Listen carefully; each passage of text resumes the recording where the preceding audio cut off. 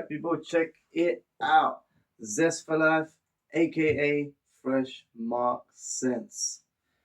Now, this is going to be something that, remember, I was talking about the perfume that I was waiting for 2 years. It's Soliel de Jeddah. I got the original, and the first one that caught my eye was Soliel de Jeddah Mango Kiss. So this was the first one that caught my eye in Harrods that really drew me into the line of Stephane Humbert Lucas. I have it now. I bought it for 160, which is actually quite a good price for 50 ml because it's going for 280 elsewhere and the like. So 160 is okay. And I was sort of doubting myself when I got the original. I was thinking, is the original the one that I fell in love with? Because that had a 100 ml bottle, but they also had the Soliel de Jeddah Mango Kiss in 100 ml. So I didn't actually know which one I smelled first, Mango Kiss or the original, because they were both in 100 ml because it was Harrods and it was exclusive that they had the Mango Kiss 100 ml. Now that's cleared up, this is 50 ml of Mango Kiss, and I have to smell it. I'm just going to open it in front of you guys. I was waiting. I wanted to wait for a special occasion. Actually, mark this. Because out of all of these perfumes here, this is one of the ones that I actually was waiting for the longest, I'd say. So, you have this orange sleeve, orange gold writing. Is it? Oh, is a sleeve? Is a sleeve? Yeah.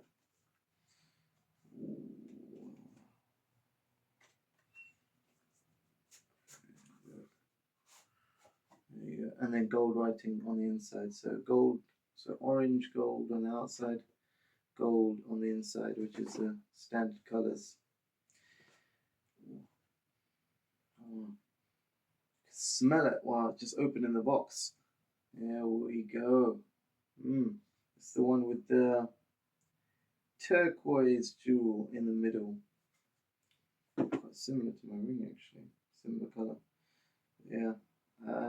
Nice. Very nice. So, Soliel de Jeddah Mango Kiss. We have seen the Harrods duplicate version of Mango Kiss, Tropical Kiss, and now let's spray the original and see if it's really worth it, if it really amazes us compared to Mango Kiss, which is quite underwhelming.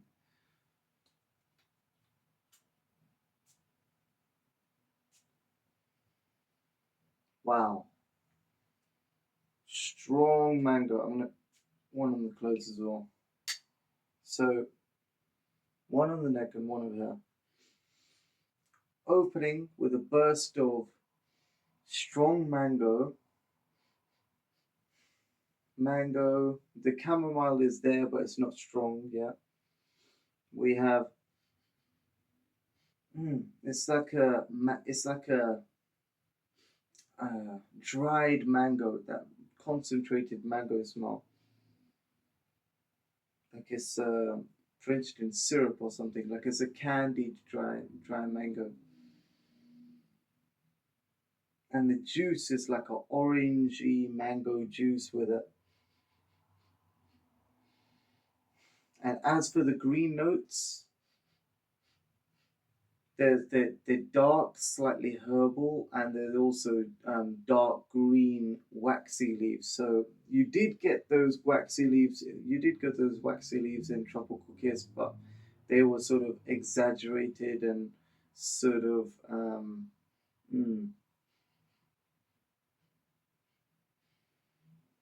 wow. You know what?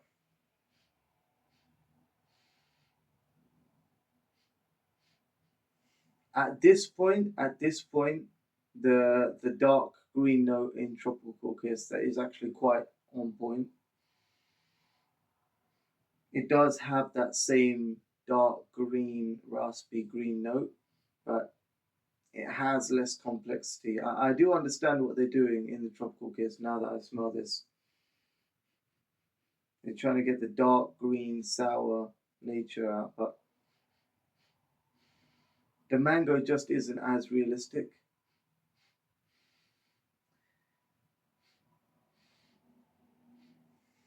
Mm, it's definitely more creamy. Oh, now we get mango. No, now we get the coconut amber and fig peeking through. I think the fig increases the sourness and creates that more tropical green note, which has many layers. That sour green, the dark green, the herbaceous. Now you've got some green foliage effect where you've got different uh, green notes mixing with the coconut and the ylang to create some buttery tropical and iris in here. So buttery tropical. You have the green notes, the three green notes competing with the mango, which is candied, sweet, juicy like mango and orange juice, like it was a cocktail. Mm. And then the amber and the woods are sort of in the background. They're sort of just coming back at you, just peeking through at the end after you smell the fig and the coconut. The coconut is light. It kind of has a suntan lotion about it, but it's not. It's not. It's not masking the other scents of fig. It's not masking the glowing amber. Excuse me. It's not masking the soft buttery nature of iris. Iris sort of peeks through after the sweetness of fig and mango. The sweetness, the sweet floral nature of iris peaks just from the background.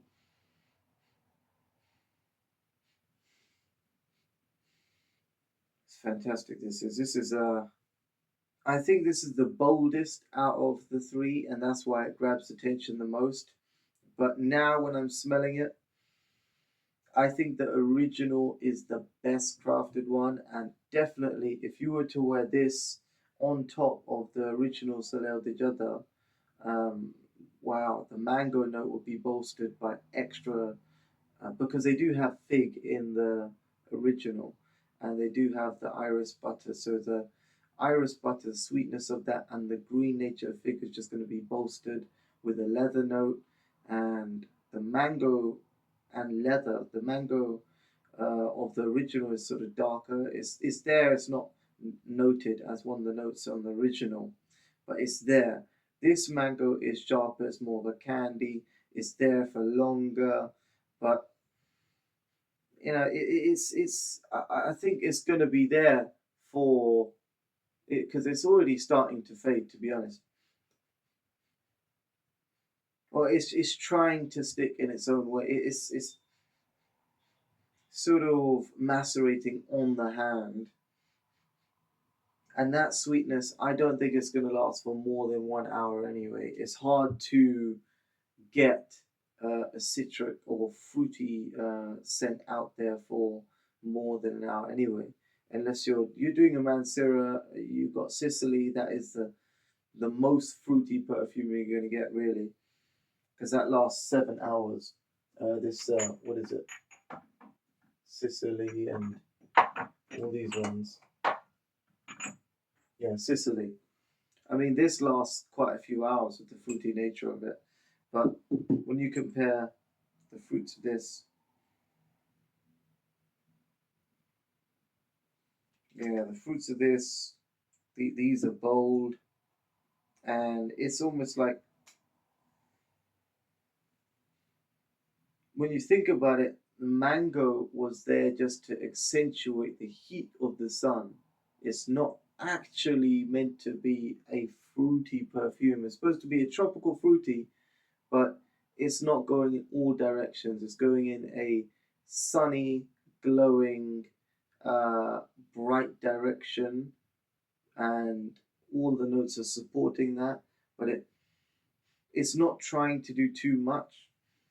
is trying to get that one green sunny date like note, green sunny herbal sort of date leathery note out there.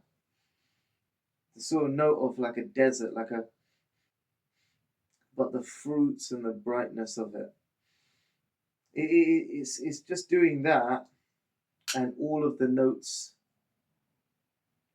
make it more sour, fresh, and I think they're just dancing around the note of iris, really, because iris can be earthy, it can be sweet and floral, it can be buttery. I think iris is the most buttery in this one. It's its most earthy in the original, and it's the most floral, let's say. Uh, yeah, it's the most floral in Afterglow, let's say. It's the most buttery in here and the most floral in Afterglow. And I really like Iris, but to show the buttery nature of it in one perfume, Mango Kiss, the earthy nature in Soliel de Jeddah Original, and the floral nature in Afterglow is fantastic because you get all three characteristics and you can bolster one on top of the other. You can have the fruity nature with this. You can have the buttery and earthy together, and it produces quite a dense perfume. What happens is it creates a more dense perfume. You get the um, syrupy nature and the ambery nature amplified with the buttery side, and with the earthy side, you get the more mm, you get the more light, delicate notes coming out the iris. Um, Earthy iris is actually the hardest to describe. I think that's why they had to bring out the scent with the ambiguous in the original. They had ambiguous with the earthy iris, and that created a nice juxtaposition with the leather. But this is not as leathery. So this has the bright, buttery, smooth, tropical, the warm notes are amplified. And what do I get now? So, yeah, we're straight into this coconut, fig, mango scent. Okay, okay, so I'm wrong. So it's not just the opening phase that has mango. So the original one, it has opening mango. The Soleil de Jeddah Afterglow has the mango as well, and kind of into the mid dry down. This has it in the opening and the mid dry down. And I think at this rate, it's going to be a light, sweet, fruity note until the end. So it opens up bold, buttery, and bright with the mango, I'm saying. Then that mango turns into a creamy coconut, uh, sour, lush fig foliage of a tropical perfume. Please tell me if you're not following me. Well, I think I'm going on a journey with this one. And the last bit would be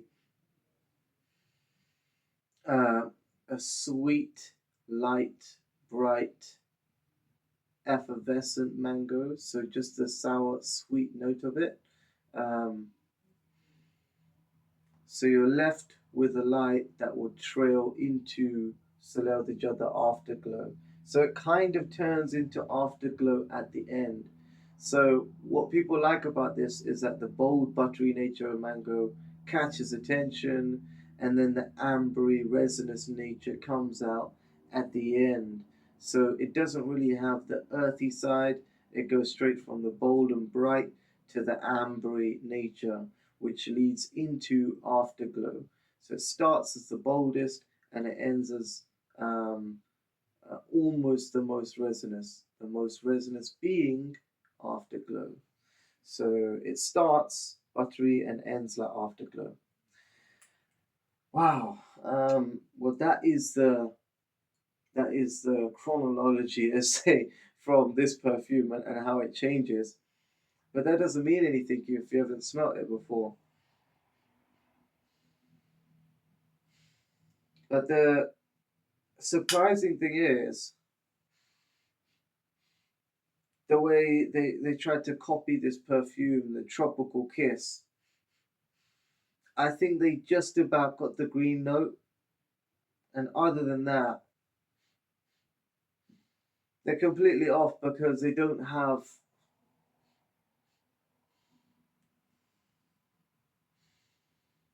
I'm gonna say they don't have enough fig, but they got this coconut, ylang and fig balance quite right actually.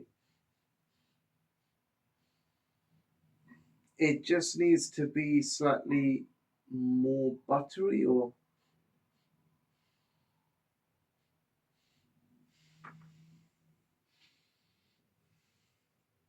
yeah, I think it needs to be more resinous in the base to actually compete with the mango kiss, and it has to have that nature of a sort of there's a sort of oody, dry wood note here that is not present in Mango Kiss. It just goes straight, flat out creamy. And I think it's the woody texture of this perfume and how it transforms into from a mango buttery tropical perfume, slightly green foliage, and it has that woody ambery base at the in the dry down. And I think it's fantastic. It's just wow. Um, but you know what? After smelling this, I would actually ask you to, if you know anybody who has that tropical kiss, that that perfume I was reviewing two reviews ago or something like that. Definitely try it and see what you think because I feel that this is the con nature of perfumes that this this smells great on skin and on your clothes, okay? And you're not gonna have some aroma skin um, aroma chemical weird reaction on your skin. But I really think that if you try the tropical kiss, you'd understand that that's only good on clothes or in the air, and it doesn't have the full complexity that you'd get with a Harrods fragrance. So, yes, I get what they're doing in Tropical Kiss. Yes, they actually have got some things right in terms of the duplication of this fragrance, in terms of making a green note out of fig and getting the butteriness and coconut just right. That's nice. That's nice. But without the luxurious woods in there, and these things that actually make the quality of a perfume higher, like nice vanilla and nice amber note. Amber is a fantasy note, so they could get that right too. I mean, they're almost they almost got it. It's just that they made it too sour. This green note, and I don't know what they've done with it, but that is what made it off-putting, the off-putting sourness of that green note. In here, the green note is mixed with herbal, sweet, and like aromatic green. So I think the cheaper versions are tropical gifts were missing that aromatic green, which made it feel like a desert oasis. Made it feel like the trees had shade. It's like they were so realistic they had shade because there's three different levels: the dark, the herbal, and the bright green. So that is just it's a fantastic journey. It feels like Lawrence of Arabia. Like this, this is the kind of perfume that you would come up with after traveling the whole place, selling it at Harrods. He's probably the kind of person to do that, right? And now the opening for everybody, just one more time. Mango and orange sort of burst. It's fizzy with like a lemon sort of osmanthus thing that you like a touch of that you'd get from the original lemon osmanthus sort of fizz. And then you get the sour green notes from fig. You get the dark green notes, like which are kind of aromatic and green and slightly herbal. This is the terpenic smell that is going to be driving on until the end. You get the ambery woods coming into it. And then when you're smelling the ambery woods, the buttery ylang-ylang and coconut come in at the same time. I think it's the timing of how it's blended. It's blended so nicely that each scent has a time in which it unfolds out. And that is part of the blending, that you can put scents one after the other in time. Wow, now you're getting mango green, fig, coconut and yang lang together now. It's all coming together. And it stays like that for about half an hour. With this strong mango top note, the mango becomes creamier, and then at the end, it becomes buttery, soft, and sweet at the end. So there you go. Top note all the way to the dry down, and a refresher on the top note, just to let you know that I wasn't, well, smelling the same thing and not identifying it, in case I missed anything on the top note. So let me know what you think in the comment section about this. This was just a comprehensive, well, it's not first impression, it was a second impression. It's just when I take it out, what did I remember it to smell like, and did it smell exactly the same? Yes, it did, but Tropical Kiss surprised me the most out of this whole episode. At something that I bought for £40 has that same sort of green note, but at the same time, I'm glad I bought this because having the original makes you not want or not have that in the back of your mind, like, oh, I got the fake one and I don't know what the original smells like, or I forgot what it smells like. I know that this is more complex, luxurious, and it has the depth required to be a Harrods perfume, and that's why I love it, and that is why it's unique enough to wear, and it's not gonna damage my skin like the Tropical Kiss, because I actually thought that the Tropical Kiss was quite harsh on the skin. I remember just a few minutes ago I asked people to try it, but sometimes it's just so dangerous. I mean, like, what was that? When I sprayed it on my skin, and at one point it was stinging actually. It was, I thought it was the sourness of the green perfume, but I think actually the next day I think there was a bit of redness actually.